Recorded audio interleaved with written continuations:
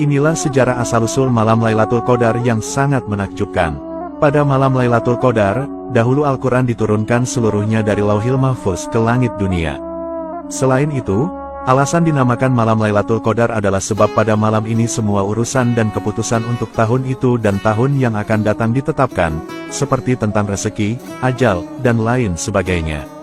Malam Lailatul Qadar adalah malam mulia yang lebih baik daripada 1000 bulan. Pada malam ini para malaikat turun untuk mengucapkan salam kepada hamba Allah yang beriman. Namun, di balik sisi kemuliaan malam Lailatul Qadar, ternyata menyimpan kisah tragedi bersejarah yang sangat menyedihkan. Diriwayatkan dari Ibnu Abbas, bahwa dahulu malaikat Jibril alaihissalam pernah bercerita kepada Nabi Muhammad tentang sosok lelaki bernama Syamun al-Ghazi. Syamun al-Ghazi dikenal sebagai seorang mujahid handal yang pernah berperang melawan orang-orang kafir selama 1000 bulan lamanya. Hebatnya, ketika berperang, Syamun al-Ghazi hanya memakai tulang dagu unta sebagai senjatanya. Hal ini sebab ia tak punya alat-alat perang. Ajaibnya, ketika orang-orang kafir dipukul dengan tulang unta itu, maka tak terhitung korban yang tumbang dari mereka. Selain itu, tulang unta yang dimiliki Syamun ternyata mempunyai banyak kesaktian. Di saat Syamun al-Ghazi merasa haus, maka akan mengalir air segar dari sela-sela gigi tulang dagu unta itu, lalu diminumnya. Kemudian di saat perut Syamun al-Ghazi merasa lapar, maka muncullah daging dari tulang itu, kemudian Syamun memakan daging itu. Diketahui, bahwa Syamun al-Ghazi berperang melawan kaum kafir setiap hari sampai ia berumur 1000 bulan. Jadi jika dikalkulasi, 1000 bulan sama dengan 83 tahun lebih 4 bulan. Orang-orang kafir benar-benar tak mampu mengalahkan Syamun al-Ghazi. Suatu ketika, orang-orang kafir mencoba merayu istri Syamun al-Ghazi yang kafir untuk menghabisi nyawa suaminya. Orang-orang kafir lalu berkata kepada istri Syamun, "Sungguh, kamu akan aku beri harta yang melimpah jika kamu mau membunuh suamimu." Istri Syamun menjawab, "Aku tak mampu membunuhnya." Orang-orang kafir lantas berkata, "Kami akan berikan kamu seutas tali yang kuat. Ikatlah kedua tangan suamimu itu dan juga kedua kakinya saat sedang tidur. Lalu, nanti kami yang akan menghabisinya." Kemudian, istri Syamun menyetujui tawaran itu. Ketika Syamun sedang tidur pulas, sang istri yang durhaka itu lantas mengikat tubuh Syamun sekuat-kuatnya menggunakan tali pemberian orang kafir. Ketika Syamun terbangun dari tidurnya, ia pun terkaget dan bertanya kepada sang istri, "Siapakah yang mengikatku?" Sang istri menjawab, "Akulah yang mengikatmu hanya untuk menguji kekuatanmu." Atas kekuatan dan kekuasaan dari Allah Subhanahu wa Ta'ala, Syamun lantas dengan mudahnya mampu melepaskan tali-tali yang mengikat tubuhnya itu. Karena hal itu gagal, kemudian orang-orang kafir memberikan sebuah rantai lagi kepada istri Syamun untuk mengikat sang suami. Diharapkan semoga saja Syamun tak mampu melepaskan tali rantai itu. Namun aksi gila itu tetap gagal kembali, karena Syamun dengan mudahnya mampu melepaskan rantai yang kuat itu.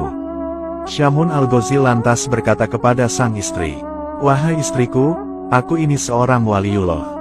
Tidak ada satupun di dunia ini yang bakal mampu mengalahkanku kecuali rambutku ini." Dari jawaban itu, diketahui memang Syamun memiliki rambut yang panjang. Rambut itulah penyebab dirinya tidak bisa dikalahkan oleh musuh siapapun juga. Dari penuturan sang suami, akhirnya istri Syamun dapat tahu apa kelemahan suaminya. Kemudian, beraksilah istri Syamun ketika sang suami sedang tidur. Dia lalu memotong 8 utas rambut Syamun yang panjangnya sampai ke tanah. Istri Syamun lantas mengikat tangan dan kaki suaminya dengan masing-masing 4 utas rambut. Ketika Syamun al-Ghazi bangun, terkagetlah ia melihat tangan dan kakinya terikat. Ia berkata, "Siapa ini yang mengikatku?" Sang istri menjawab, "Aku yang mengikatmu untuk mengujimu." Kemudian, Syamun lantas meronta-ronta berusaha melepaskan tali rambut yang mengikatnya. Namun, usaha yang dilakukannya itu sia-sia. Syamun tak bisa melepaskan tali itu karena itu adalah rambutnya sendiri. Begitu durhakanya seorang istri yang memiliki sifat buruk kepada suaminya demi mengejar harta dunia. Melihat kejadian itu, istri Syamun yang durhaka lantas mengabari orang-orang kafir tentang kondisi suaminya yang sudah tidak berdaya. Setelah itu, orang-orang kafir mendatangi rumah Syamun untuk kemudian membawa tubuh Syamun untuk dizalimi. Ketika telah sampai di tempat penyiksaan, tubuh Syamun lalu diikat di sebuah tiang. Kemudian, para orang-orang kafir mulai melakukan kezaliman dan penyiksaan kepada Syamun al-Ghazi. Tubuh mulia Syamun kemudian mulai dipotong-potong orang-orang kafir itu. Tidak hanya itu, mata Syamun juga dicongkeli, kedua bibir dan lidahnya juga dipotong sampai lepas. Menyedihkannya lagi, kedua tangan dan kedua kakinya juga dicopoti semuanya. Melihat nasib malang hambanya, Allah Subhanahu wa Ta'ala lantas memberikan pertolongan kepada Syamun. Allah Subhanahu wa Ta'ala berfirman, "Perlakuan apa yang kamu inginkan dariku terhadap mereka?" Syamun lantas menjawab, "Berilah hamba kekuatan, sehingga dapat kugerakkan tiang rumah ini hingga merobohi mereka." Allah Subhanahu wa Ta'ala lalu mengabulkan permohonan Syamun. Allah Subhanahu wa Ta'ala kemudian memberikan kekuatan dahsyat dalam tubuh Syamun. Ketika Syamun menggerakkan tubuhnya, maka seketika itu bangunan bergetar dan bergoncang dahsyat, atap-atap bangunan seketika rontok dan menimpa seluruh orang-orang jahat itu. Seluruh orang kafir yang tertimpa bangunan langsung binasa seketika termasuk istri Syamun yang durhaka. Kemudian, Allah Subhanahu wa Ta'ala mengembalikan anggota tubuh Syamun yang terpotong menjadi utuh kembali seperti sedia kala.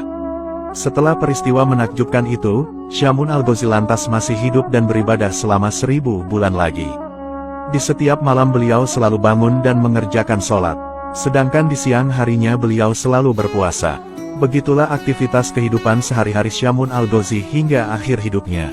Syamun al-Ghazi wafat dan gugur setelah syahid saat berjuang di jalan Allah Subhanahu wa Ta'ala. Setelah mendengar kisah luar biasa itu, para sahabat Rasulullah lantas menangis haru dan ingin sekali seperti Syamun. Mereka lantas bertanya kepada Rasulullah, "Ya Rasulullah, apakah engkau tahu pahalanya?" Rasulullah menjawab, "Aku tidak tahu." Dari situlah Allah kemudian mengutus malaikat Jibril untuk turun dengan membawa surat Al-Qadar. Allah berfirman, "Wahai Muhammad, aku beri kamu beserta umatmu malam Lailatul Qadar, yang beribadah pada malam itu lebih utama daripada beribadah selama 1000 bulan. Subhanallah, semoga kisah ini bermanfaat. Wallahu a'lamu bishawab.